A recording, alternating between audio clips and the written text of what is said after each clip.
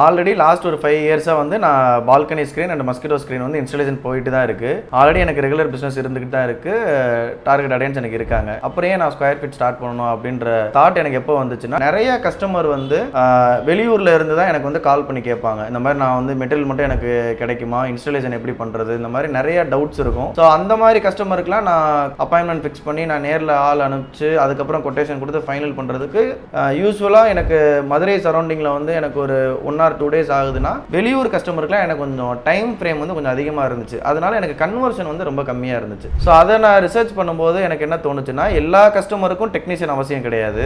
எல்லா கஸ்டமருக்கும் வந்து நான் எப்படி மாட்டணும் அதெல்லாம் சொல்லித்தரணும் அவசியம் இல்லை. அவங்களே கூட இறங்கி மாட்டுறதுக்கு ரெடியாக இருக்காங்க. அவங்களுக்கு வந்து பொருள் வந்து தரமான பொருளாக வீட்டுக்கு வந்து சேர்ந்தா போதும் அப்படின்னு சொல்லி அவங்க அதை தான் எதிர்பார்க்குறாங்கன்றது நான் கண்டுபிடிச்சேன். ஸோ அதனால தான் தரமான பொருளை அவங்க வீட்டுக்கு போய் டெலிவரி பண்ண முடியணும் அப்படின்னா எனக்கு ஒரு பிளாட்ஃபார்ம் இருந்தால் தான் சேல் பண்ண முடியுன்றதுனால மட்டும்தான் நான் ஸ்கொயர் ஃபீட் ஸ்டார்ட் பண்ணேன்.